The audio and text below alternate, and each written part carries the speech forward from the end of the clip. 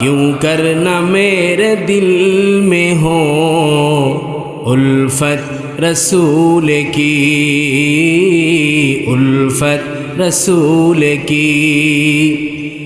जन्नत मिलेगी जाएगी, जन्नत मिलेगी जाएगी चाहत रसूल की।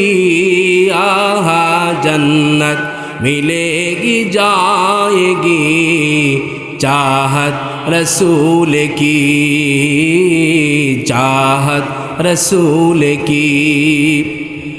चलता हूँ मैं बिकाफिल वालू, रुको ज़रा।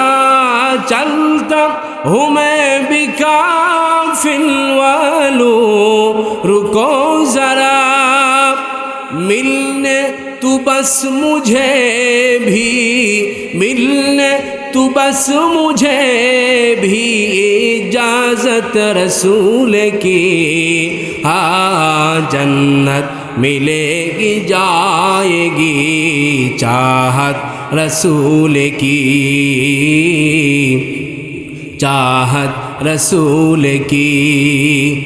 जन्नत मिलेगी जाएगी, जन्नत मिलेगी जाएगी चाहत रसूल की। आहा जन्नत मिलेगी जाएगी चाहत रसूल की, चाहत रसूल की। अल्लाह रब्बुल आलमीन बोलेन, या अय्युहल्लज़ीना आमनू तूबू इलल्लाहि तौबतन नसूहा। আল্লাহ রাব্বুল আলামিন বলেন, ও আমার গোলাম, ও আমার বিশ্বাসী বান্দারা, তোমরা যারা আমি আল্লাহ রাব্বুল আলামিনকে বিশ্বাস করেছো, ঈমান এনেছো, তোমরা তওবার মতো তওবা করো। ভুল করেছো, অন্যায় করেছো, জুলুম করেছো, বেহায়াপনা করেছো, তোমরা নিজের ভুলের উপরে অটল অবিচল থেকো না। তোমরা তওবার মতো তওবা করো, ক্ষমার মতো ক্ষমা চাও। যদি তোমরা ক্ষমার মতো ক্ষমা চাইতে পারো, আমি আল্লাহ রব্বুল আলামিন তোমাদের জিন্দগির তামাম গুনাহগুলো মাফ করে দিব। তাহলে মানুষ মাত্রই ভুল, কোনো মানুষ আমরা ভুলের ঊর্ধ্বে আসি ভাই? সবাই কথা বলেন। মানুষ মাত্রই ভুল, আমরা ভুল করব এটা স্বাভাবিক, কিন্তু নিজের ভুলের উপরে অটল অবিচল থাকা অস্বাভাবিক। কথা বলেন ঠিক কিনা? আমাদের দ্বারা ভুল হবে এটা স্বাভাবিক, কিন্তু কোনো মানুষ ভুলের ঊর্ধ্বে নয় আমার ভাইয়েরা। ফেরেশতাদের দ্বারা ভুল হওয়া অস্বাভাবিক, ঠিক কিনা? কারণ আল্লাহ পাক তেনাদেরকে এই ভুলের মধ্যে ভুল করার কোনো যোগ্যতা আল্লাহ পাক দান করে। তো আমরা মুসলমান, আমরা ভুল করব, ভুল করাটা স্বাভাবিক। হযরতে আলী রাদিয়াল্লাহু তাআলা আনহুকে বলা হয়েছিল যে, আমাদেরকে বলা হয়েছে তাওবার মতো তাওবা যদি আমরা করি, তাওবায়ে নাসুহা যদি করি, আল্লাহ রাব্বুল আলামিন আমাদের জীবনের তামাম ভুলগুলো মাফ করে দিবেন। কন্যা সুবহানাল্লাহ। এমনি এমনি তওবার কোনো দাম, শুধু মুখে মুখে তওবা করলাম আবার ওই কাজটা করলাম, কোনো লাভ হবে? কোনো লাভ হবে? কিন্তু তাওবায়ে নাসুহা করতে হবে আমার ভাইয়েরা। হযরতে আলী রাদিয়াল্লাহু তাআলা আনহুকে জিজ্ঞাসা করা হয়েছিল তওবা কি? হযরতে আলী রাদিয়াল্লাহু তাআলা আনহুকে যেই না জিজ্ঞাসা করা হয়েছে আমার ভাইয়েরা, উত্তর তিনি বলেছিলেন 6টি বিষয়ের একত্র সমাবেশ হলে তওবা হবে। 1 নম্বর, অতীত মন্দ কর্মের জন্য অনুতপ্ত হতে হবে। আজকের এই মাহফিলে বসার পূর্ব মুহূর্ত থেকে নিয়ে জীবনে যত ভুল করেছি, যত অন্যায় করেছি আমার ভাইরা, এই সমস্ত ভুলের জন্য অনুতপ্ত হওয়ার দরকার আছে না নাই? সবাই বলেন আছে না নাই? আমার ভাইরা 2 নম্বর শর্ত হলো, জীবনে বালেগ হওয়ার পর থেকে নিয়ে যেসব ফরজ ওয়াজিব কর্ম তরক করা হয়েছে সেগুলোর কাজা করতে হবে, আদায় করতে হবে আমার ভাইয়েরা। কারণ বিশ্বনবী জনাবে মুহাম্মদুর রাসূলুল্লাহ সাল্লাল্লাহু আলাইহি ওয়াসাল্লাম সঙ্গে সঙ্গে বলেছেন, যদি কারো জীবনে 2 রাকাত নামাজ যদি কাজা বাকি থাকে আমার ভাইরা, তাহলে ওই কাজা নামাজ আদায় করার আগ পর্যন্ত আল্লাহ রব্বুল আলামিন তাকে জান্নাতের ফায়সালা করবে না। সুতরাং বালেগ হওয়ার পর থেকে নিয়ে এ যাবৎ পর্যন্ত জীবনে যত ফরজ ওয়াজিব কর্ম তরক করা হয়েছে আমার ভাইরা, সঙ্গে সঙ্গে সেগুলো আদায় করতে হবে। 3 নম্বরে আমার ভাইরা, অন্যায়ভাবে কারো ধন সম্পদ যদি আত্মসাৎ করে থাকি আমার ভাইরা, তা সঙ্গে সঙ্গে প্রত্যাবর্তন করতে হবে। 4 নম্বর হলো আমার ভাইরা, হাত এবং জবান দিয়ে যদি কাউকে কষ্ট দিয়ে থাকি আমার ভাইরা, তাহলে সঙ্গে সঙ্গে তার কাছে ক্ষমা চাইতে হবে। আল্লাহর হাবিব সাল্লাল্লাহু আলাইহি ওয়াসাল্লাম বলেছেন আমার ভাইরা, আল মুসলিমু মান সালিমাল মুসলিমুনা মিন লিসানিহি ওয়া ইয়াদিহি।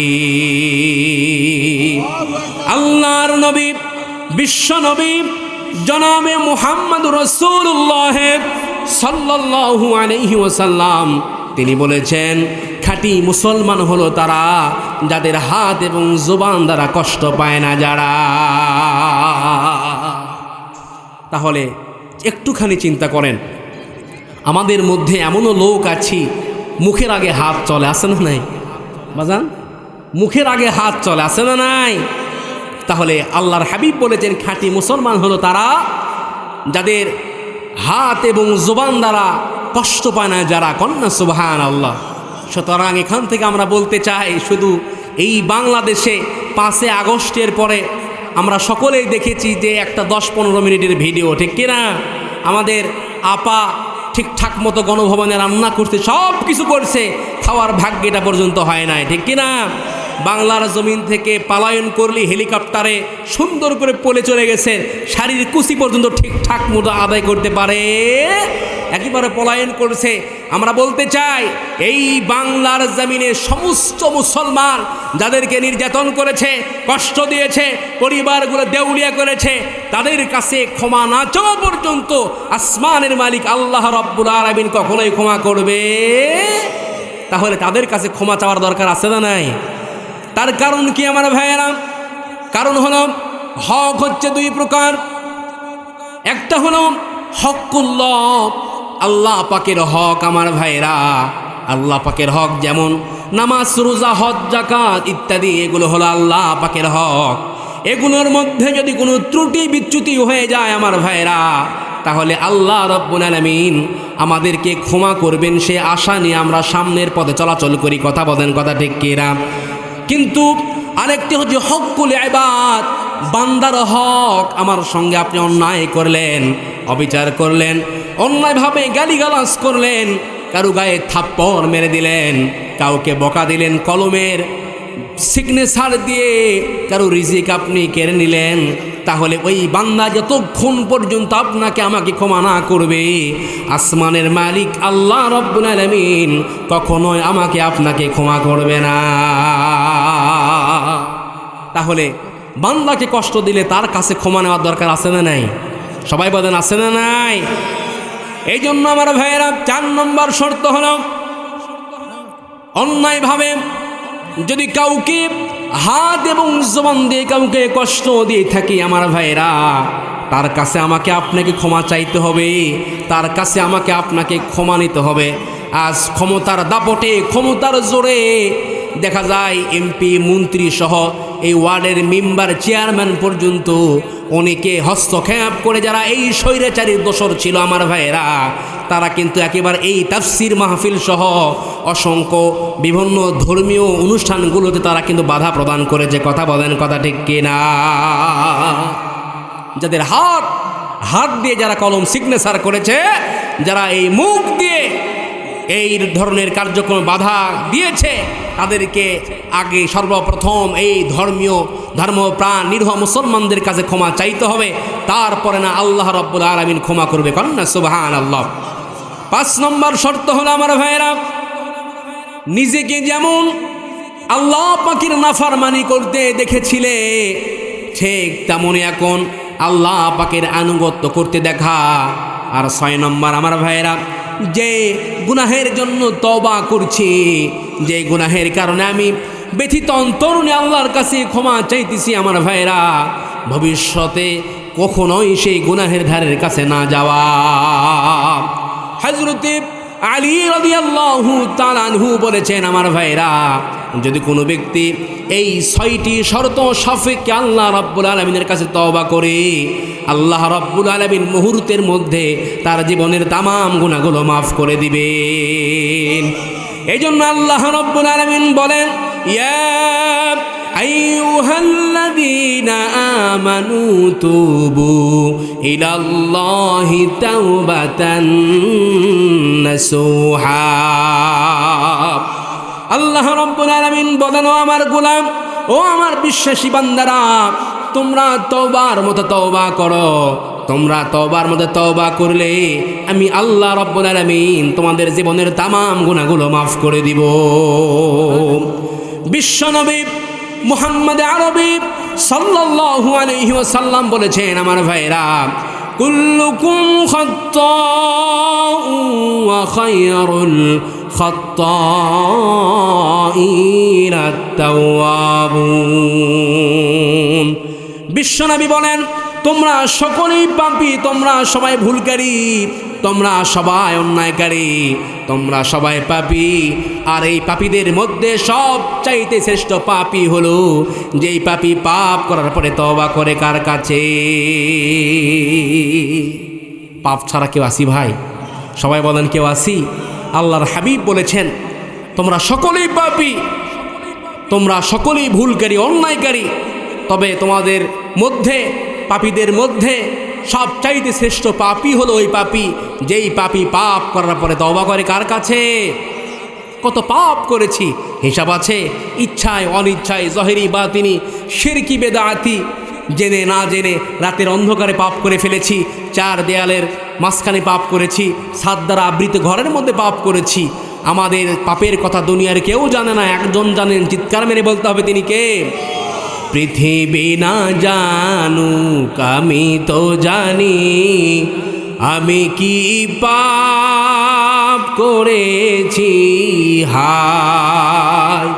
পৃথিবী না জানুক আমি তো জানি, আমি কি পাপ করেছি হায়। আমার পাপের করলে বিচার, বাঁচার আমার নাই উপায়। দয়াময় প্রভু মাফ করো আমায়,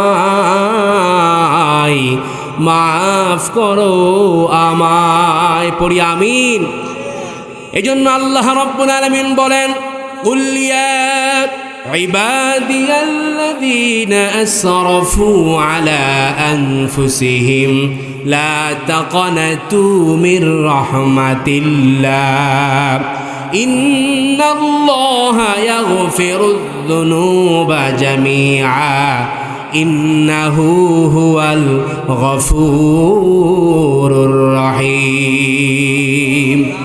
আল্লাহ রাব্বুল আলামিন বলে, বান্দা, গুনাহ করেছ, ভুল করেছ, নিজের নফসের উপরে জুলুম করেছ, বেহাদ গুনাহ করেছ, বান্দা, আমার রহমত, আমার দয়া থেকে ছিটকে পড়ে যেও না।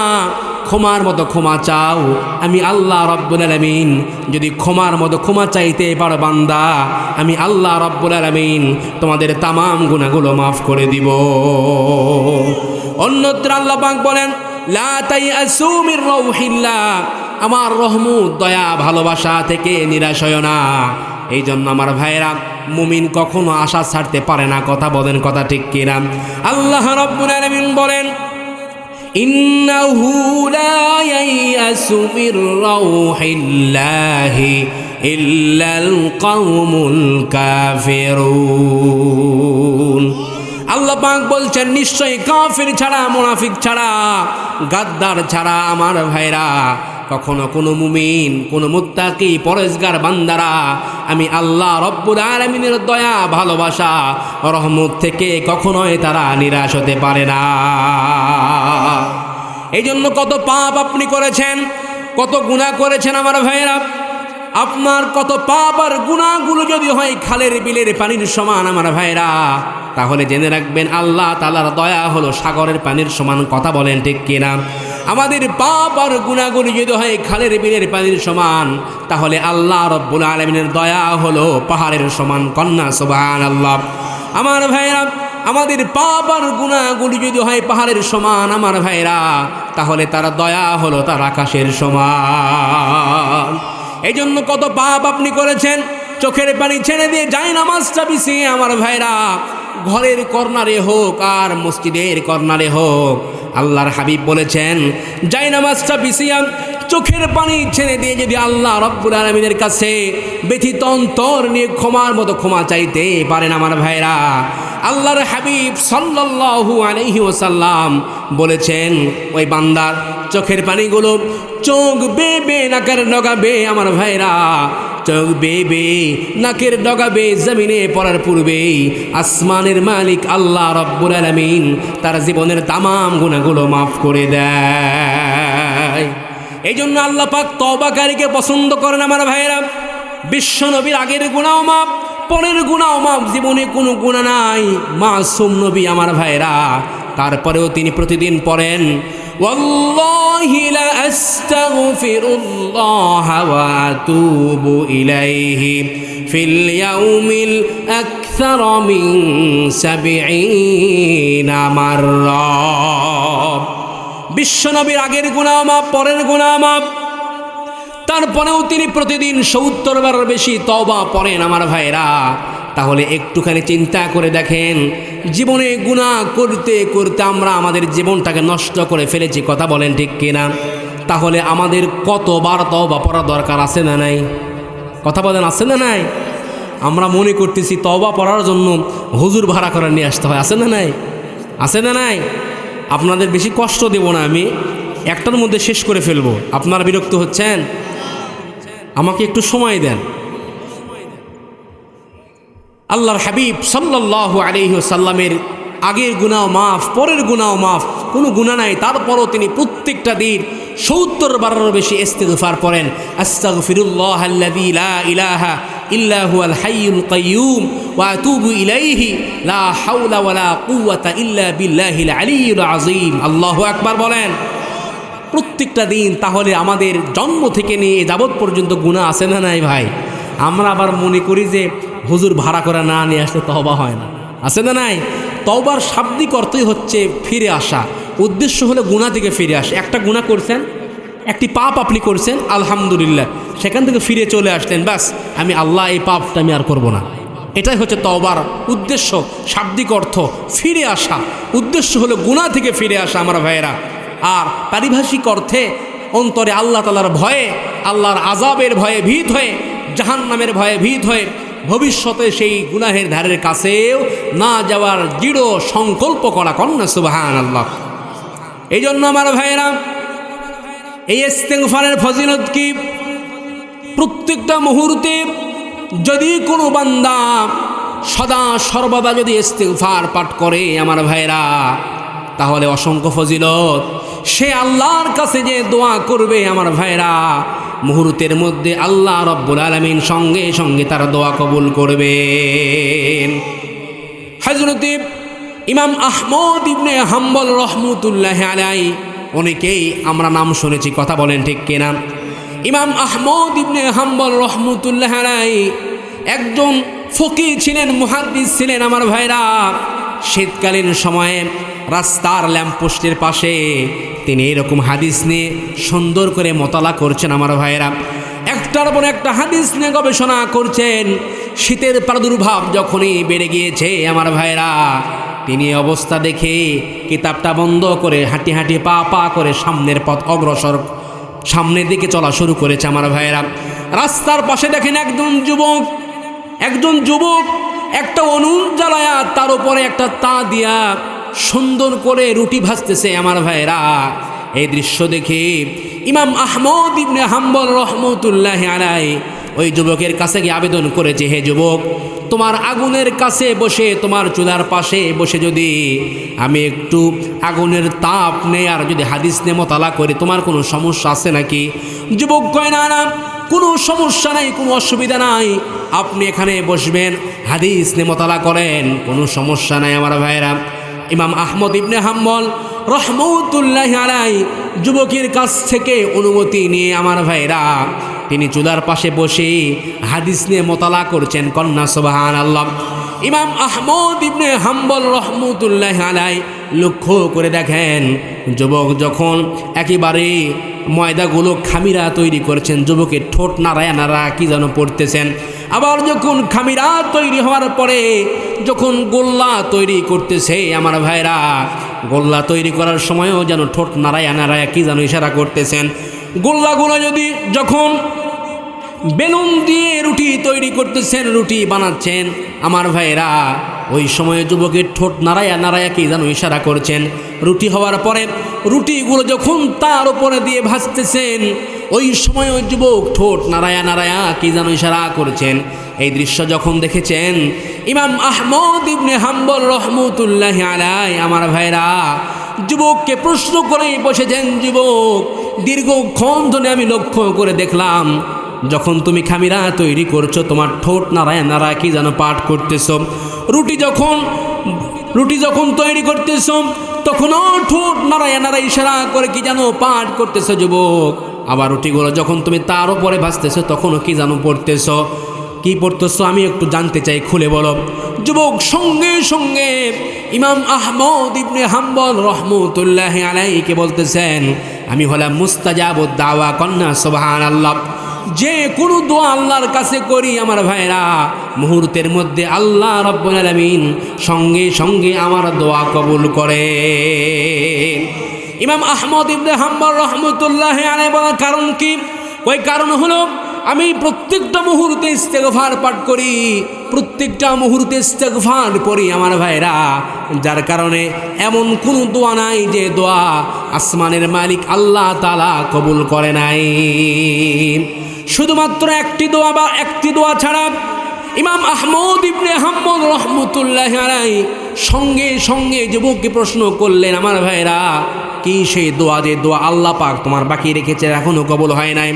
হযরতে ওই যুবক ইমাম আহমদ ইবনে হাম্বল রহমতুল্লাহ আলাইহির এই কথা শোনার সঙ্গে সঙ্গে জবাব দেন যে আমি শুনেছি এই যুগের সব থেকে শ্রেষ্ঠ মুহাদ্দিস হবেন, শ্রেষ্ঠ একদিন ফকি হবেন ইমাম আহমদ ইবনে হাম্বল রহমতুল্লাহ আলাইহি।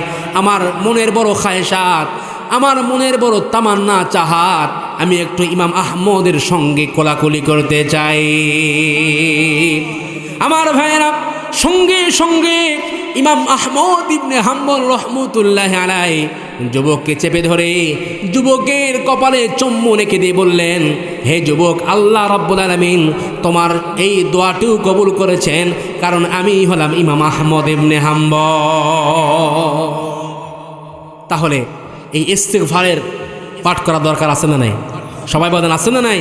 প্রত্যেকটা মুহূর্তে আমার ভাইয়েরা, আপনি ভুল করেছেন, অন্যায় করেছেন, মানুষের পাল্লায় পরে মিথ্যা কথা বলেছেন, আপনি সারাটা দিন অন্যায় করেছেন, অন্তত রাতের বেলায় যখন আপনি বিছানায় আসবেন অন্তত হাত মুখ ধুয়ে ফ্রেশ হয়ে আল্লাহর দেওয়া রিজিক খেয়ে অন্তত একটু চিন্তা করবেন, নিজের মনকে একটু প্রশ্ন করবেন, আরে কতগুলো ভুল করেছি, অন্যায় করেছি, মিথ্যা কথা বলেছি, দুটো টাকার মোহে পয়রা মানুষের কাছে বাহবা পাওয়ার জন্য, মানুষের কাছে প্রশংসা পাওয়ার জন্য আমার শক্তি আছে, ক্ষমতার বলে মানুষকে আমি কষ্ট দিয়েছি, এভাবে আল্লাহ আমি সব করেছি, আমাকে মাফ করে দাও। সঙ্গে সঙ্গে আল্লাহ রাব্বুল আলামিন আপনার জীবনের সবগুলা গুনাহ মাফ করবে। কন্যা সুবহানাল্লাহ। এই জন্য আমার ভাইয়েরা, সাইয়েদনা আদম আলাইহিস সালাতু ওয়াস সালাম ভুল করেছেন, আমরাও করি, আল্লাহ পাক তিনাকেও ক্ষমা করেছেন, আমাদেরকেও ক্ষমা করবেন। কথা বলেন, কথা ঠিক কিনা? তাহলে আল্লাহ পাকের দয়া ভালোবাসা কত বিশাল, চিন্তা করা যায়? আল্লাহ পাকের দয়া ছাড়া আমাদের কোনো কিছু আছে ভাই? আমাদের লোক দেখানো নামাজ পড়ি, রোজা করি, হজ জাকাত দেই, মানুষকে দান করি, এগুলো কিন্তু মিজানের পাল্লায় যারা পরিমাণ ভারী হবে। আমাদের আশা ভরসার জায়গা কেবলমাত্র শুধুমাত্র আল্লাহ তাআলার দয়া। কথা বলেন, কথা ঠিক কিনা? আল্লাহ তুমি দয়ার সাগর, রহমানুর রহিম, তোমার দয়াই পূর্ণ আমার সারা নিশিদিন, তোমার দয়াই পূর্ণ আমার সারা নিশিদিন। ঠিক কিনা? আল্লাহ রাব্বুল আলামিন কাল কিয়ামতের ময়দানে বনি ইসরাইলের একজন আবেদ শত বছর ইবাদত করেছে, এমন আবেদকে আল্লাহ পাক ডাক দিবেন। আল্লাহ পাক ডাক দিয়ে বলবেন উদখুলুল জান্নাতা বিরহমা, যাও আমি তোমাকে আমার রহমত দিয়ে জান্নাত দান করলাম, কন্যা সুবহানাল্লাহ। তখন সে আবেদ বলবে ওগো আল্লাহ বাল বিআমালিহি, ফেরেশতা পর্যন্ত আমার আমলের খাতা উল্টাতে পারে নাই, আমি আপনার রহমত দিয়ে জান্নাতে যেতে চাই না, বরং আমি আমার আমল দ্বারা জান্নাতে যেতে চাই। আল্লাহ পাক বলবে তাই নাকি, দেখি তোমার আমল কেমন, তুমি নিয়ে আসো, তোমার আমল কেমন দেখি তুমি নিয়ে আসো। যখন তার আমলগুলো সামনে নিয়ে আসা হবে, তার মুখ অটোমেটিকলি আস্তে আস্তে ছোট হয়ে যাবে। সে লজ্জিত হয়ে আল্লাহ রাব্বুল আলামিনকে এক পর্যায়ে বলেই ফেলবেন ওগো আল্লাহ, আমি আমার আমল দ্বারা জান্নাতে যেতে চাই না, আমি তোমার রহমত দ্বারাই জান্নাতে যেতে চাই, কন্যা সুবহানাল্লাহ। এই জন্য আমার ভাইরা, হযরতে বাইজিদ বুস্তামি রহমতুল্লাহি আলাইহি মায়ের দোয়ার বদলতে আমার ভাইরা একজন জগৎ বিখ্যাত ওলিতে পরিণত হয়েছিলেন। কথা বলেন, কথা ঠিক কিনা? আল্লাহ পাকের এত বড় একজন বুজুর্গ ব্যক্তিত্ব ছিলেন, এত বড় একজন সম্মানী পাত্র ছিলেন আমার ভাইরা। মা ঘুমন্ত অবস্থায় পানির জন্য পানি খাইতে চেয়েছে আমার ভাইরা।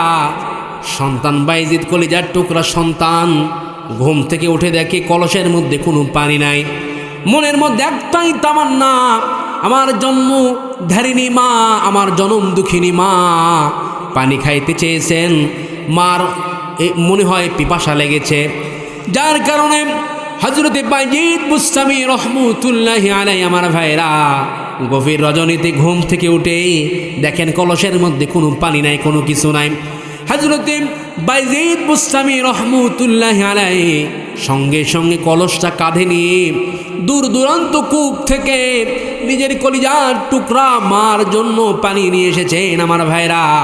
পানি নিয়ে এসে গ্লাসে করে মায়ের শিওরে একেবারে দাঁড়িয়ে আছে, কন্যা সুবহানাল্লাহ। মাকে আর ডাক দেয় নাই, মার ঘুমের ব্যাঘাত ঘটবে, মার ঘুমটা ভেঙে যাবে আমার ভাইরা। এই জন্য মাকে আর কষ্ট দেয় নাই, মায়ের শিওরে একেবারে পানির গ্লাস নিয়ে দাঁড়িয়ে আছেন আমার ভাইরা। তাহাজ্জুদের সময় যখন মায়ের ঘুম ভেঙে গিয়েছে আমার ভাইরা, যখন মার একেবারে ঘুমটা ভেঙে গিয়েছে, মা সঙ্গে সঙ্গে বাজিদের গায়ে হাত দিয়ে দেখে যে পুরা শরীরটা যেন একেবারে ঠান্ডায় হিমেল হয়ে গিয়েছে। কলিজার টুকরা সন্তান কি বলতেছেন, বাইজিদ কলিজার টুকরা সন্তান আমার, তুমি কি ঘুমাও নাই? তুমি কি কেন ঘুমাও নাই বাবা? হযরতে বাইজিদ বুস্তামি রহমতুল্লাহি আলাইহি সঙ্গে সঙ্গে বললেন, মা গো, আপনি তো পানি খাইতে চেয়েছিলেন, পানির তালাশ করেছিলেন মা, এই জন্য আমি আপনার শিওরে পানি নিয়ে আমি দাঁড়িয়ে আছি। মা বুঝতে পেরেছেন কলসের মধ্যে তো কোনো পানি ছিল না। মা সঙ্গে সঙ্গে বাইজিদকে বললেন, বাবারে কলসের মধ্যে তো কোনো পানি ছিল না, তুমি এত রাত্রে কোথায় পানি পাইলা, কি করলাম? হযরতে বাইজিদ বুস্তামি রহমতুল্লাহি আলাইহি আমার ভাইরা সঙ্গে সঙ্গে মাকে বললেন যে মা, কলসের মধ্যে পানি নাই, আমি দূর দূরান্ত কূপ থেকে গভীর রাত্রিতে তোমার জন্য পানি নিয়ে এসেছি, তুমি যেন পানি খাইতে পারো মা। হযরতে বাইজিদ বুস্তামি রহমতুল্লাহি আলাইহি এই কথা বলার সঙ্গে সঙ্গে আমার ভাইরা তার মা ঠান্ডা পানি দিয়ে ওযু বানায়া সঙ্গে সঙ্গে চোখের পানি ছেড়ে দিয়ে কলিজার টুকরা সন্তানের জন্য আল্লাহ রাব্বুল আলামিনের কাছে দুহাত তুলে দোয়া করেছেন, ওগো আল্লাহ, ওগো আসমানের মালিক আল্লাহ, তুমি আমার কলিজার টুকরা সন্তানকে জগৎ বিখ্যাত ওলিতে পরিণত করে দাও, একজন খাঁটি ওলি হিসাবে তুমি কবুল ও মঞ্জুর করে নাও। আমার ভাইরা সঙ্গে সঙ্গে আল্লাহ রাব্বুল আলামিন মায়ের দোয়ার বদলতে আল্লাহ পাক বাইজিদকে একজন জগৎ বিখ্যাত আলেম দ্বীন হিসেবে কবুল করেছেন। কথা বলেন ঠিক কিনা?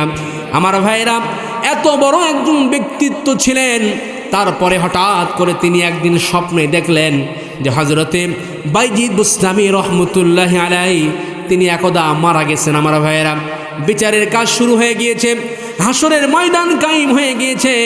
আল্লাহ রাব্বুল আলামিন প্রত্যেকটা মানুষকে বিচারের জন্য ডাকতেছেন, আহ্বান করতেছেন। আমার ভাইরা সকলে চলে আসতেছেন। এক পর্যায়ে সত্যি সত্যি বাইজিদকে আহ্বান করেছেন, বাইজিদ তুমি সামনে চলে আসো, আজকে কিয়ামতের ময়দানে আমি আল্লাহ রাব্বুল আলামিনের জন্য কি নিয়ে এসেছো বলো। হযরতে বাইজিদ বুস্তামি রহমতুল্লাহি আলাইহি চিন্তা করতেছেন, আল্লাহর কাছে আমলের কথা তো বলাই যাবে না, আমাদের মধ্যে অনেক ত্রুটি বিচ্যুতি আছে আমার ভাইয়েরা। অনেকক্ষণ চিন্তা ফিকির করে এক পর্যায়ে বলে ফেললেন আমার ভাইয়েরা, ওগো আল্লাহ, আপনার কাছে তাওহীদের একত্ববাদের ঈমান নিয়ে এসেছি। যেই না বলেছেন ওগো আল্লাহ, আমল নিয়ে আসতে পারি নাই, আমলের মধ্যে ত্রুটি বিচ্যুতি, একজন জগৎ বিখ্যাত আলেম, একটু বুঝবেন, বোঝার জন্য কথা বলছি আমার ভাইয়েরা। চিন্তা ফিকির করে বলতেছেন, আল্লাহ, আমি তাওহীদের ঈমান নিয়ে এসেছি, একত্ববাদের ঈমান নিয়ে এসেছি। আল্লাহ পাক সঙ্গে সঙ্গে বললেন, বাইজিদ, তোমার ঈমানের মধ্যেও ভেজাল আছে, তোমার ঈমানের মধ্যেও সমস্যা। হযরতে বাইজিদ বুস্তামি রহমতুল্লাহি আলাইহি আর বুঝতে বাকি রইল না, আমার জন্য জাহান্নাম অবধারিত, ঠিক কিনা? আমলের কথা বলতেই পারলাম না, যেই না ঈমানের কথা বললাম তার মধ্যেও সমস্যা, তাহলে আমার জন্য জাহান্নাম অবধারিত। দুশ্চিন্তায় হতাশাগ্রস্ত অবস্থায় আছেন। কিছুক্ষণ পর আল্লাহ রাব্বুল আলামিন ফেরেশতাদেরকে বললেন, ও আমার ফেরেশতারা, আমার বাইজিদকে জান্নাতের মধ্যে নিয়ে যাও। কন্যা সুবহানাল্লাহ। আমার ভাইরা, কিছুক্ষণ পর যখন আল্লাহ রাব্বুল আলামিন ফেরেশতাদেরকে ঘোষণা করলেন, ও আমার ফেরেশতারা, তোমরা বাইজিদকে জান্নাতের মধ্যে নিয়ে যাও। হযরতে বাইজিদ বুস্তামি রহমতুল্লাহি আলাইহি সঙ্গে সঙ্গে আল্লাহকে বললেন, ওগো আল্লাহ, আমার তো আমলের কথা বলতে পারি নাই, ঈমানের কথাও তো বলতে পারি নাই, ওগো আল্লাহ, তার মানে জাহান্নাম আমার জন্য অবধারিত। তাহলে আপনি জান্নাতের ঘোষণা দিলেন কোন আমলের কারণে, কী কারণে? আল্লাহ, আমি কারণটা জানতে চাই। আল্লাহ রাব্বুল আলামিন সঙ্গে সঙ্গে বাইজিদকে জানায় দিলেন, বাইজিদ রে, আল্লাহ পাক সঙ্গে সঙ্গে জানায় দিলেন আমার ভাইরা। আল্লাহ পাক বলতেছেন, বাইজিদ, কনকনে শীতের মধ্যে তোমার উঠানের উপরে একটি বিড়াল ছানা থর থর করে কাঁপছিল। বাইজিদ, তুমি আমার ক্ষুদ্র মাখলুককে ঘৃণা করো নাই? কন্যা সুবহানাল্লাহ। বিড়াল ছানা কাঁপছে, থর থর করে কাঁপছে, তুমি ঘৃণা করো নাই? বিড়াল ছানাটাকে তুমি একেবারে ঘরের মধ্যে নিয়ে কম্বলের মধ্যে রেখে দিয়েছ, কিছুটা উষ্ণতা ছড়িয়েছে, তৃপ্তি সহকারে ঘুমাইতে পেরেছে। বাইজিদ, আমার ক্ষুদ্র একটা মাখলুককে মোহাব্বত করেছ রে বাইজিদ। এই মাখলুককে মোহাব্বত করার কারণে এই ভালোবাসাটা আমি আল্লাহর কাছে এতটাই প্রিয় হয়েছে, তোমার এই আমলটা আমি আল্লাহ রাব্বুল আলামিনের কাছে এতটাই পছন্দনীয় হয়েছে, যার কারণে আমি আল্লাহ রাব্বুল আলামিন তোমাকে মোহাব্বত করে, বিড়ালকে মোহাব্বত করার কারণে, ভালোবাসার কারণে আমি আল্লাহ রাব্বুল আলামিন তোমাকে মোহাব্বত করে ভালোবেসে জান্নাত দান করলাম। তাহলে জান্নাতের জন্য আমাদের আমলের যে অবস্থা, এগুলো কখনো আশা ভরসার জায়গা হতে পারে? আশা ভরসার জায়গা একটাই, সেটা হলো কেবলমাত্র শুধুমাত্র আল্লাহ পাকের দয়া। কথা বলেন, কথা ঠিক কিনা? এই জন্য আমার ভাইরা, আমার আল্লাহর থেকে এত ভালোবাসতে আমাকে আর কেউ পারবে কখনো? আজ আমরা হতাশা অবস্থায়, দুশ্চিন্তা নিয়ে, হতাশাগ্রস্ত হৃদয় নিয়ে চলাচল করছি, বিবি নিয়ে পেরেশান, সন্তান নিয়ে টেনশান, টাকা পয়সা নাই, কোনো কিছু যেন আমরা শান্তির মধ্যে নাই। কথা বলেন, কথা ঠিক কিনা? এই জন্য আমার ভাইয়েরা, যারা হতাশাগ্রস্ত হয়ে চলাচল করছেন, দুশ্চিন্তা নিয়ে যারা জীবনযাপন করতেছেন, আমার ভাইয়েরা, গভীর রাত্র হয়ে গিয়েছে, আলোচনা আমি আর বেশি লম্বা করব না। অন্তত এই তাফসীর মাহফিল থেকে যাওয়ার পরে ঠান্ডা পানি দিয়ে ওযু বানায় আমার ভাইয়েরা, যদি যতটুকু সম্ভব যদি 2 রাকাত নামাজ আদায় করে চোখের পানি ছেড়ে দিয়ে যদি মধুর সুরে ডাকতে থাকেন, ইয়া আল্লাহ, ইয়া রহমান, ইয়া রহিম, ইয়া হাইয়ু ইয়া কাইয়ুম। কবি সম্রাট আল্লামা ইকবাল রহমতুল্লাহি আলাইহি বলেছেন, দিল সে जो बातें निकलती है, दिल से जो बातें निकलती है, असर रखती है पर नहीं मगर तौक़ते परवाज रखती है। কবি বলেন, দিল থেকে যে কথা উচ্চারিত হয় মুখের কথা আর মনের কথা ভিন্ন রকম। আর মন থেকে যে কথা জিহ্বা দিয়ে উচ্চারিত হয় এই কথার প্রভাব বিস্তার করে। তার মানে হলো ডানা না থাকলে উড়তে সক্ষম হয়। কন্যা সুবহানাল্লাহ। আমার ভাইয়েরা, তার মানে হলো বান্দা যখন অন্তরের অন্তঃস্থল থেকে, মনের গহীন কন্দর থেকে আমার ভাইয়েরা একটা বার যদি মধুর সুরে অন্তরে অন্তরস্থল থেকে স্বতঃস্ফূর্তভাবে অশ্রু সিক্ত নয়নে মহাব্বত নিয়ে আল্লাহকে যদি আল্লাহ বলে একটা বার ডাক দেয় আমার ভাইরা, আল্লাহ রব্বুল আলামিন সঙ্গে সঙ্গে সঙ্গে সঙ্গে ৭০ বার সারা দিয়ে আল্লাহ রব্বুল আলামিন বলে, বান্দা কি চাও বান্দা, আমি হাজির। আমার ভাইরা, আমার আল্লাহকে ডাকার জন্য মাইকের দরকার হয় না, আমার আল্লাহকে ডাকার জন্য আওয়াজ করার কোনো দরকার হয় না, আমার আল্লাহকে ডাকার জন্য চিৎকার মারার দরকার নাই। মনে মনে যদি আমার আল্লাহকে ডাকি তাও আমার আল্লাহ পাক সারা দেন। কথা বলেন ঠিক কিনা? ফিস ফিস করে ডাকলে আল্লাহ রব্বুল আলামিন শোনেন। বান্দা যখন ডাকে আমার ভাইরা, আল্লাহ রব্বুল আলামিন শুনিয়ে দিচ্ছেন, ওয়া নাহানু আকরাবু ইলাইহি মিন হাবলিল ওয়ারিদ। আল্লাহ রব্বুল আলামিন যখন ডাকেন, বান্দা যখন ডাকেন, আল্লাহ রব্বুল আলামিন শুনিয়ে দিচ্ছেন, বান্দা আমি আল্লাহ রব্বুল আলামিন তোমার যে সাহারা রগ আছে বান্দা, তোমার সাহারা রগের থেকেও আমি আল্লাহ রব্বুল আলামিন তোমার বেশি নিকটে। এই জন্য আমার ভাইয়েরা, আমার আল্লাহর থেকে এত নিকটে কেউ নাই। আমার আল্লাহর থেকে, আমার আল্লাহর চেয়ে এত ভালোবাসা আমাকে কেউ বাসতে পারে না।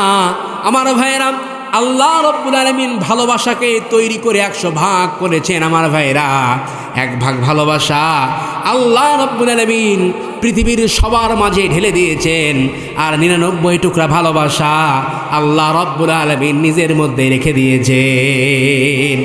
ওই 1 ভাগ ভালোবাসার মধ্য থেকে, ওই 1 ভাগের ছিটিয়ে ফোটার মধ্য থেকে আমার ভাইরা মুরগি যতটুকুন ভাগে পেয়েছে আমার ভাইরা, সেই মহাব্বতের কারণে নিজের বাচ্চাকে বাঁচাবার জন্য নিজের জীবনকে বাজি রেখে শেয়ারের পিছনে দৌড়ায়।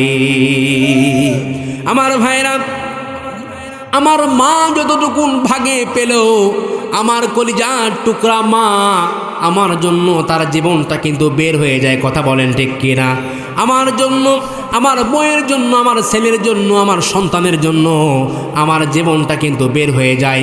মোহাব্বতের যে 1 টুকরার ছিটে ফোঁটা আমরা পেয়েছি আমার ভাইরা, তাতে যদি ভালোবাসার তীব্রতা এত গভীর হয় বউয়ের জন্য, ছেলের জন্য, সন্তানের জন্য, তাহলে মোহাব্বতের ভালোবাসার যে 99টা ভাগ আল্লাহ রাব্বুল আলামিনের কাছে বান্দার প্রতি, সে আল্লাহর কত দয়া। ঠিক কিনা? 1 টুকরা ছিটে ফোঁটা আমরা পেয়েছি, তাতে হাইরে মোহাব্বত আর ভালোবাসা। এই ভালোবাসায় থাকা যায় না। এই 1 টুকরা মোহাব্বত আর ভালোবাসা যদি আল্লাহ পাক আমাদেরকে না দিয়ে 20 টুকরা 50 টুকরা ভালোবাসা দিতেন, তাহলে প্রত্যেকটা দিন যেন 14 ফেব্রুয়ারি হতো। আছে না নাই? হ্যাঁ, আল্লাহ পাক বলে, বান্দা আমি আল্লাহ রাব্বুল আলামিন তোমাদেরকে 100 ভাগ করেছি, ভালোবাসাকে তৈরি করে 100 ভাগ করেছি। 1 ভাগ ভালোবাসা তোমাদের সবার মাঝে ঢেলে দিয়েছি, আর 99টা ভাগ আমি আল্লাহ রাব্বুল আলামিন নিজের মধ্যে রেখে দিয়েছি। কন্যা সুবহানাল্লাহ। ওই 1 ভাগ মোহাব্বতের কারণে আমার কলিজার টুকরা মা 10 মান 10 দিন আমাকে গর্ভে ধারণ করেছেন। আমার ভাইরা, আমার কলিজার টুকরা বাবা আমার জন্য সর্বত্র বিলীন করে জীবনটা পর্যন্ত উৎসর্গ করে দেয় সন্তানের জন্য। আমার ভাইরা, মা সন্তানকে যখন গর্ভে ধারণ করে 10 মাস 10 দিন, এই কনকনে শীতের সময় মার যখন প্রসব বেদনা শুরু হয়, সন্তানকে যখন মা ডেলিভারি দেয় আমার ভাইরা, মা কিন্তু নিজের জীবনকে ডান হাতের মুঠোয় রেখে সন্তানকে ডেলিভারি দেয়। কথা বলেন, কথা ঠিক কিনা? বাবার শরীরে যেন কোনো রোদ লাগে না, কোনো বৃষ্টি লাগে না। বাবা নিজের কলিজার টুকরা সন্তানকে প্রতিষ্ঠা করার লক্ষ্যে প্রত্যেকটা মুহূর্তে মুহূর্তে হাড় ভাঙ্গা পরিশ্রম করে। আমার ভাইয়েরা, বাবার টার্গেট একটাই, বাবার উদ্দেশ্য একটাই, নিজের সন্তানকে সমাজের মধ্যে প্রতিষ্ঠিত করা। কথা বলেন, কথা ঠিক কিনা? তাহলে একটু চিন্তা করেন আমার যুবক ভাইয়েরা, মা সন্তানকে 10 মাস 10 দিন গর্ভে ধারণ করে আমার ভাইয়েরা, বাবা কিন্তু ওই সন্তানের লাশটা, সন্তান যখন মারা যায় কলিজার টুকরা বাবা সন্তানের লাশটা কাঁধে নিয়ে কোলে করে কবরের মধ্যে নেমে কিন্তু আবার উঠে আসতে পারে। কথা বলেন ঠিক কিনা? বাবা কবরের মধ্যে নেমে আবার উঠে আসতে পারে। বাবাকে আল্লাহ রাব্বুল আলামিন এই অনুমতি দান করেছেন। কথা বলেন ঠিক কিনা? কিন্তু মা আমার ভাইরা, কলিজার টুকরা সন্তান নারী সেরা ধনকে যদি কোলে নাই, কোলে নিয়ে যদি কবরের মধ্যে যদি নামে আমার ভাইরা, মা কিন্তু যারা পরিমাণ আর উঠে আসবে না, নিজের কলিজার টুকরা সন্তানের সঙ্গে সঙ্গে সঙ্গে কবরে শুয়ে পড়বে। মাকে এই অনুমতি এই জন্য দেওয়া হয় নাই। আল্লাহ পাক বলে, বান্দা শোনো, তোমার মা 10 মাস 10 দিন তোমাকে গর্ভে ধারণ করেছে। তোমার মা তোমাকে একটা হাত দেয় নাই বান্দা, তোমার মা তোমাকে একটা পা দেয় নাই, তোমার মা তোমাকে কোনো অঙ্গ প্রত্যঙ্গ দান করে নাই বান্দা। তোমার মা শুধুমাত্র কেবলমাত্র 10 মাস 10 দিন গর্ভে ধারণ করেছে। আমি গর্ভের মধ্যে তোমাকে সংরক্ষিত করেছি। কথা বলেন ঠিক কিনা? আমি আল্লাহ তোমাকে হাত দিলাম, তোমাকে পা দিলাম, চক্ষু দিলাম, জবান দিলাম। আমার ভাইরা, বান্দা শোনো, তুমি যখন গুনাহ করো বান্দা, তুমি যখন গুনাহ করো, গুনাহের কাজে যাও, আমি আল্লাহ রাব্বুল আলামিন সহ্য করতে পারি না। আমি তখন চিৎকার দিয়ে তোমাকে ডাকি। আল্লাহ রাব্বুল আলামিন বলেন, ইয়া আইয়ুহান নাসু মা গাররাকা বিরাব্বিকাল কারীম। আমার ভাইরা, বান্দা যখন গুনাহের কাজে যায়, গুনাহের প্রতি আকৃষ্ট হয়, আমার ভাইরা, আল্লাহ রাব্বুল আলামিন চিৎকার দিয়ে বলে, ও আমার বান্দা, তোমাকে কে ধোঁকা দিল বান্দা? আমার মতন মহান রব থেকে, মহান রহমান থেকে কে তোমাকে ধোঁকা দিল? তাহলে একটু চিন্তা করে দেখেন আমার ভাইরা, আল্লাহ পাক এই ভালোবাসাকে তৈরি করে 100 ভাগ করলেন। 1 ভাগ ভালোবাসা পৃথিবীর সকল সৃষ্টির মাঝে ঢেলে দিলেন আমার ভাইরা, আর 99টা ভাগ আল্লাহ পাক নিজের মধ্যে রেখে দিয়েছেন। কন্যা সুবহানাল্লাহ। ওই 1 ভাগ ভালোবাসার ছিটে ফোঁটা পাওয়ার কারণে আমাদের মধ্যে কত রকম ভালোবাসা বেশি আছে না নাই? ভালোবাসার গান আছে না নাই ভাই? সবাই বলেন আছে না নাই? ভালোবাসার নাটক, উপন্যাস, গান, কত কি এক ভালোবাসা দিয়ে। আবার স্ত্রীর জন্য হাজব্যান্ডের ভালোবাসা আছে না নাই? বন্ধুর জন্য বন্ধুর ভালোবাসা, আবার কারো কারো বয়ফ্রেন্ডের জন্য গার্লফ্রেন্ডের ভালোবাসা আছে না? আমাদের ভালোবাসা কি এরকম হবে? আমাদের সব রকম ভালোবাসা হবে বিয়ের পরে, ঠিক কিনা ভাই? আমাদের ভালোবাসাকে আমরা হালাল করতে চাই, ঠিক কিনা? কোনো হারাম কোনো রিলেশনে আমাদের ভালোবাসা হারাম, যে রিলেশন দিয়ে যে ভালোবাসার সূচনা হারাম দিয়ে শুরু, সেই কখনো শান্তি আর সমৃদ্ধি ওই সংসারে বয়ে নিয়ে আসতে পারে। কারণ আমার ভাইরা, আল্লাহর হাবিব বলেছেন, কোনো স্বামী যদি মহাব্বত নিয়ে ভালোবাসা নিয়ে স্ত্রীর হাত চেপে ধরে, ওই দিনে ওই হাত দ্বারা যতগুলো সগীরা গুনাহ মাফ করেছেন, উভয় হাতের মাঝখান দিয়ে সঙ্গে সঙ্গে সমস্ত সগীরা গুনাহ আল্লাহ পাক ঝরাইয়া দিবেন। আবার স্বামী যদি নেক সুরতে ভালোবাসার দৃষ্টিতে নিজের প্রিয়তমা স্ত্রীর দিকে তাকায়, আমার ভাইরা, যতবার তাকাবে মুহূর্তের মধ্যে আল্লাহ রাব্বুল আলামিন তাদের আমলনামায় সওয়াব দ্বারা পরিপূর্ণ করবেন। কন্যা সুবহানাল্লাহ। আবার বিশ্বনবী বলেন, এই শীতের রাতে স্বামী স্ত্রী যখন তোমরা একই কম্বলের নিচে শুয়ে থাকো, উভয়ের আমলনামায় আল্লাহ রাব্বুল আলামিন সওয়াব দ্বারা পরিপূর্ণ করে দেয়। কি ভারসাম্যপূর্ণ ইসলাম আমরা পেয়েছি, চিন্তা করছেন? হালাল সুরতে নিজের স্ত্রীর সঙ্গে প্রেমময় আলাপ করলে, ভালোবাসার খুনসুটি করলে সওয়াব আছে না নাই? ভাবির সাথে করলে, কাজিনের সাথে, শালির সাথে, আমরা ভালোবাসার মহব্বত নিয়ে হাত ঠিকই ধরতেছি, কিন্তু নিজের বইয়ের হাত ধরে না। ওই বিয়ে করছে, বিয়ের দিন হাত ধরে নিয়ে আসছে, ওই শেষ। আর বিয়ের দিন হাত ধরতেছে মানে ধরছে, সবাই মিলে দিলে হাতের সাথে হাত মিলাই দিয়েছে, স্ত্রী হাত ছাড়ে একবার, স্বামী ধরে 7 বার। ওইদিকে কান্নাকাটি করতে করতে বেহমস আছে না নাই ভাই? ওই হাত ধরাই শেষ, আর হাত ধরার খবর নাই। এইদিকে মনে করেন ভাবি আর শালির হাত ধরতে ধরতে জিন্দগি শেষ, আছে না নাই বলেন? সওয়াব আছে ভাই, সওয়াব আছে। হাত যদি স্ত্রী ধরেন তাহলে যতবার হাত ধরবেন, খুনসুটি করবেন, প্রেমময় আলাপ করবেন, উভয়ের আমল নামায় সওয়াব দ্বারা পরিপূর্ণ করে দিবেন। যিনি তিনি কে? এই জন্য হালাল সুরতে আমাদের ভালোবাসা হবে, কারণ আল্লাহ রাব্বুল আলামিন বলেন ওয়ায়ালামু খাইনাতাল আয়ুন। কেউ যদি হালাল পদ্ধতি বাদ দিয়ে চিকন ভিন্ন কোনো ছিদ্র দিয়েও যদি পর নারীর দিকে দৃষ্টিপাত করে, কাল কিয়ামতের ময়দানে আল্লাহ রাব্বুল আলামিন তাকেও আমানতের খেয়ানত করার কারণে জিনাকারের কাতারে দাঁড় করাবেন। বলেন নাউজুবিল্লাহ। তাহলে হাত যদি ধরতেই হয় তাহলে কার হাত ধরবো? সুন্দর করে এই মাহফিল শেষ করে লম্বা একটি সালাম, আসসালামু আলাইকুম ওয়া রাহমাতুল্লাহ, নিজের স্ত্রীকে সালাম দিবেন। কারণ সালাম আজ মুসলমানদের মধ্যে নাই, ঠিক কিনা? সালাম দিবেন, মহাব্বত বাড়বে, ভালোবাসা বাড়বে। আমার ভাইরা প্রেমময় আলাপ করবেন, খুনসুটি করবেন নিজের স্ত্রীর সঙ্গে। আর আমার মা বোনদেরকে বলতে চাই, অনেক মা বোনেরা সুন্দর করে নামাজ কালাম পড়ে, রোজা রাখে, তাহাজ্জুদের নামাজ পড়ে, হাতে পায়ে কালো মুজা পরে, বোরকা পরে বাহিরে চলাচল করে, আর নিজেকে নেককার মনে করে না। আল্লাহ পাক আপনাকে ততক্ষণ পর্যন্ত জান্নাত দেবে না যতক্ষণ পর্যন্ত আপনার মধ্যে 4টা গুণ পাওয়া না যাবে। কয়টা গুণ সবাই বলেন? 4টা গুণ যদি কোনো মা বোনদের মধ্যে পাওয়া না যায় তাহলে আল্লাহ পাক সেই মা বোনকে কখনো জান্নাত দিবে? আমার ভাইরা, অনেক মা বোনেরা নামাজ পড়ে, রোজা রাখে, তাহাজ্জুদের নামাজ আদায় করে, কালো বোরকা পরে, হাতে পায়ে মোজা পরিধান করে বাহিরে চলাচল করে। কথা বলেন ঠিক কিনা?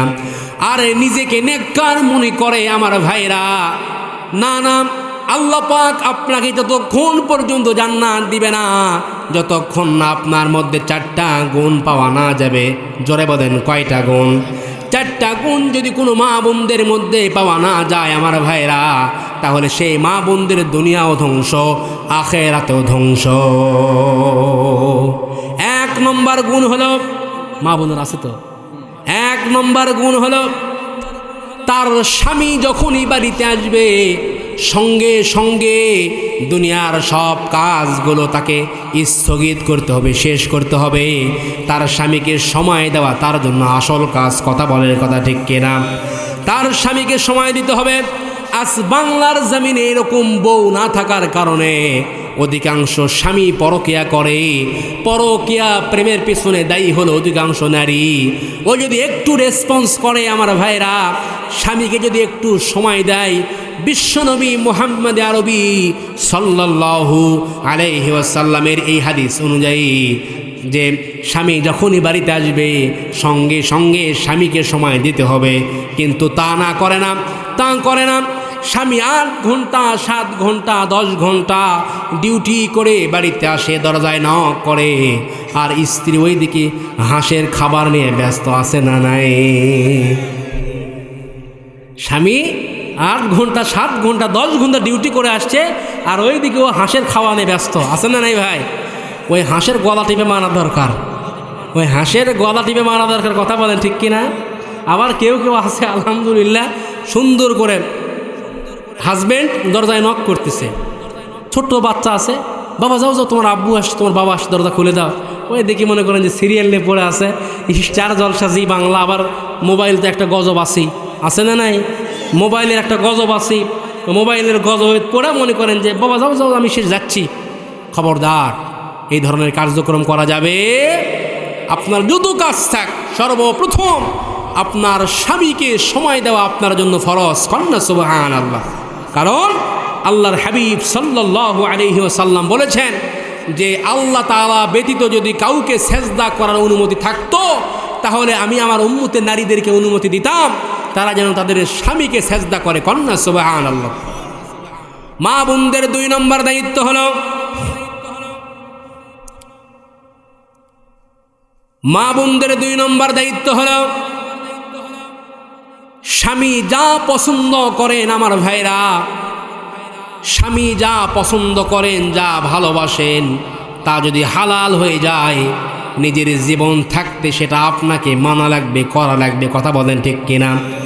স্বামী যদি পছন্দ করে তার সামনে হাতা কাটা ব্লাউজ পরে থাকতে কোনো অসুবিধা নাই, আপনি থাকবেন, কোনো সমস্যা নাই। স্বামী যদি পছন্দ করে তার সামনে মাথার চুলগুলো ছেড়ে দিয়ে রাখবেন, কোনো অসুবিধা নাই, আপনার স্বামী যতগুলো চুল আপনার দেখবে সঙ্গে সঙ্গে আল্লাহ রাব্বুল আলামিন ততগুলো সওয়াব আপনাদের আমলনামায় দান করবে। কিন্তু চুল ঠিকই ছেড়ে দেয়, স্বামীর সামনে নয়। একেবারে এই পাড়াও পাড়া আছে না নাই, খালি পাড়া পাড়া চুল ছেড়ে দেয়, মনে করেন শ্যাম্পু করে, এমন অবস্থায় শ্যাম্পু করছে মানে পাড়া পাড়া ঘুরতেছে খালি চুল ছেড়ে দিয়ে। এই জন্য খবরদার, আল্লাহর কোরআনকে হাতে নিয়ে বলতেছি, খোদার কসম, যতগুলো চুল পরপুরুষ দেখবে কাল কিয়ামতের ময়দানে ততগুলো সাপ হয়ে আপনাকে দংশন করবে, আপনাকে কামড়াতে থাকবে। নাউজুবিল্লাহ, জোরে পড়ে। এই জন্য আপনার যত রকম সাজুগুজু, যত রকম প্রদর্শন নিজের স্বামীকে মনোরঞ্জন করার জন্য করবেন, আপনার প্রত্যেকটা সাজুগুজুর বিনিময়ে আল্লাহ রাব্বুল আলামিন সওয়াব দান করবে। কন্যা সুবহানাল্লাহ। কিন্তু আফসোস, নিজের স্বামীর সামনে থাকে ওই ছেঁড়া কাপড় চোপড় পরে, যখন এদিক সেদিক যায় পারফিউমস এমন লাগাইছে তো লাগাইছে, 1 কিলোমিটার দূর থেকে যাচ্ছে, মনে করেন যে কেউ গেলে বুঝতে পারে হ্যাঁ অমুক গেছে রে, অমুক গেছে রে। আছে না নাই আমার ভাইয়েরা? খবরদার, সেই এই ঘ্রাণটা নিয়ে যদি তার মনের মধ্যে কোনো জল্পনা কল্পনার যদি সৃষ্টি হয়ে যায়, কাল কিয়ামতের ময়দানে আল্লাহ পাক আপনাকেও জিনাকারের কাতারে দাঁড় করাবে। কথা বলেন ঠিক কিনা আমার ভাইয়েরা? তাহলে স্বামী যা পছন্দ করেন আপনার জীবন থাকতে আপনাকে মানা লাগবে। এখানে যতগুলো স্বামীরা এসেছেন সকলে এটা পছন্দ করে যে বিয়ের পরে নিজের কলিজার টুকরা আব্বা আম্মাকে একই সঙ্গে রাখতে। কথা বলেন, কথা ঠিক কিনা? নিজের মা বাপকে একই সঙ্গে রাখতে চায়, নিজের মা বাপকে নিয়ে সারাটা জীবন অতিবাহিত করতে চায়। কথা বলেন ঠিক কিনা? কিন্তু 100টার 98% মহিলা এটা চায় না।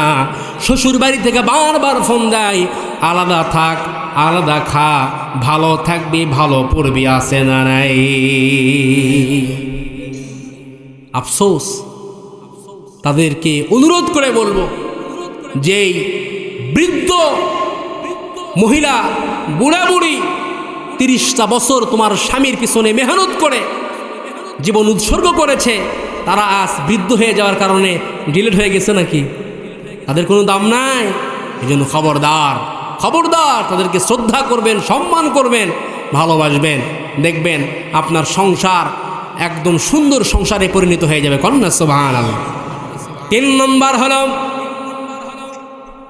স্বামীর অনুপস্থিতিতে তার মাল সামানা, তার ধন সম্পদ ইসলামের জন্য ব্যয় করতে হবে।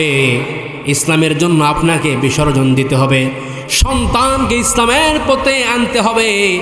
আর 4 নম্বর শর্ত হলো, যতই কঠিন পরিস্থিতি হোক না কেন, কোনো অবস্থাতে আপনি আপনার স্বামীকে কখনো বদদোয়া দিতে পারবেন না। কথা বলেন ঠিক কিনা? কিন্তু অধিকাংশ মহিলাদের বদ অভ্যাস, কথায় কথায় তারা লানত করে আর বদদোয়া দেয়, আছে না নাই? আমি আমার মাদেরকে বলবো, মা খবরদার, এই পৃথিবীর মধ্যে সবচাইতে জালেম স্বামী ছিল ফেরাউন। কুলাঙ্গার জানোয়ার স্বামী ছিল ফেরাউন। ফেরাউনের মতো এত বড় জালেম আর কুলাঙ্গার স্বামী কিন্তু কারো ভাগ্যে নাই। কথা বলেন ঠিক কিনা? ফেরাউন যখন জুলুম করত, ফেরাউন যখন নির্যাতন করতো, আসিয়াকে কষ্ট দিত আমার ভাইরা, তারপরেও যারা পরিমাণ স্বামীর প্রতি কোনো বদদোয়া দেয় নাই। আল্লাহ রাব্বুল আলামিন বলেন, ইয ক্বালাত রাব্বি বিনি লি ইনদাকা বাইতান ফিল জান্নাতি ওয়া নাজ্জিনি মিন ফিরআউনা ওয়া আমালিহি ওয়া নাজ্জিনি মিনাল কওমিজ যালিমিন। আমার ভাইরা, ফেরাউন যখন তার দল বল নিয়ে হযরতে আসিয়া আলাইহিস সালাতু ওয়াস সালামকে নির্যাতন করত, এই খবরটা কালকে ইউটিউবের মাধ্যমে সারা বাংলাদেশ হয়ে যাবে। আমার ভাইরা, হাজার হাজার মহিলারা এখান থেকে শিক্ষা নিবে। ফেরাউন যখন হযরতে আসিয়ার হাতের মধ্যে পেরেক লাগিয়েছে, হাতের মধ্যে পেরেক লাগিয়েছে, পায়ের মধ্যে পেরেক লাগিয়েছে, কপালের শলাকা লাগিয়েছিল, আর মাথার উপরে গরম তেল যখন ঢেলে দিত আমার ভাইয়েরা, সঙ্গে সঙ্গে আল্লাহ রাব্বুল আলামিন হযরতে জিবরিল আমিনকে বললেন যে, জিবরিল তুমি যাও যাও, আসিয়ার সামনে গিয়ে তুমি আমার জান্নাতটা তুমি তুলে ধরো। আমার ভাইয়েরা, হযরতে জিবরিল আমিন সঙ্গে সঙ্গে জান্নাত নিয়ে এসে হযরতে আসিয়ার সামনে জান্নাত তুলে ধরেছেন। হযরতে আসিয়া আলাইহিস সালাতু ওয়াস সালাম জান্নাত দেখে খুশি হয়েছেন। আমার ভাইরা, খুশি হয়ে আল্লাহ রাব্বুল আলামিনকে বলছেন, ওগো আল্লাহ, এই জান্নাতের মধ্যে তুমি আমার একখানা ঘর বানিয়ে দিও, যেই ঘরের মধ্যে বসে বসে তোমাকে দেখব। আমার ভাইরা, এত নির্যাতন করেছে, জুলুম করেছেন, বাহিনী নিয়ে একটাবার যার্রা পরিমাণ স্বামীকে লানত দেয় নাই, স্বামীর ওপরে বদদোয়া করে নাই। আমার ভাইরা, প্রত্যেকটা মুহূর্তে আল্লাহকে বলেছেন, গো আল্লাহ, ফেরাউন আমার উপরে যে জুলুম করেছে, নির্যাতন করেছে, অবিচার করেছে, তার জুলুম থেকে, তার দল থেকে, বাহিনী থেকে তুমি আমাকে বাঁচাও। আমার কষ্টের কারণে, জুলুমের কারণে তুমি আমার স্বামী ফেরাউনকে গজব দিও না। ওগো আল্লাহ, তাকে তুমি গজব দিও না। একটা বার এই বদদুয়া করে নাই, তার গজব থেকে, তার শাস্তি থেকে তুমি আমাকে বাঁচাও। আর আপনি একটা সাবান যদি দিতে না পারছে, আমার ভাইরা, সারা জীবনে সব দিয়েছেন, একটা সাবান যদি ঠিকঠাক মতো দিতে না পারছেন, সঙ্গে সঙ্গে খোঁটা দেওয়া আছে না নাই? একটা সাবান ঠিকঠাক মতো দিতে পারেন নাই, সঙ্গে সঙ্গে, হ্যাঁ, এই পুরুষের সঙ্গে বিয়ে হয়ে আমার জীবনের কোনো চাহিদা মিটল না, সব থেকে গেল এলোমেলো, আছে না নাই?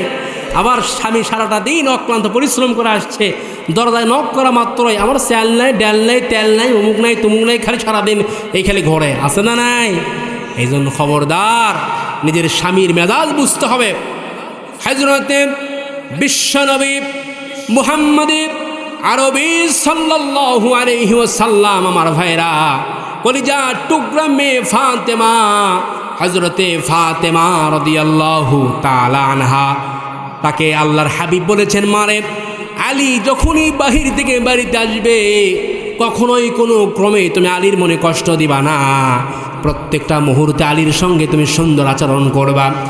আলী দরজায় যেন যে ঠোকা দেয়, যে নক করে, এই নক যেন এ ঠোকা যেন দরজায় না পড়ে, সঙ্গে সঙ্গে তোমার পিঠের ওপরে পড়ে। এই জন্য দেখা গিয়েছে হযরতে আলী রাদিয়াল্লাহু তাআলা আনহু, আমার ভাইরা, যখনই বাহিরে যাইতেন, সঙ্গে সঙ্গে হযরতে ফাতেমা রাদিয়াল্লাহু তাআলা আনহা দরজায় ঠোকা মারার সঙ্গে সঙ্গে দরজা খুলে দিতেন। এক পর্যায়ে হযরতে আলী রাদিয়াল্লাহু তাআলা আনহু ফাতেমাকে বলে ফেলেছেন, ফাতেমা, দরজা দেখি তুমি ঠোকা না দিতে কেমন করে খোলো। হযরতে ফাতেমা রাদিয়াল্লাহু তাআলা আনহা বললেন, আমার আব্বা জান আমাকে এই শিক্ষা দিয়েছে, যখনই আপনি বাহির থেকে বাড়িতে আসবেন, আমি যেন সঙ্গে সঙ্গে আপনাকে আহলান সাহলান মারহাবান বলে আপনাকে আমি যেন স্বাগতম জানাই।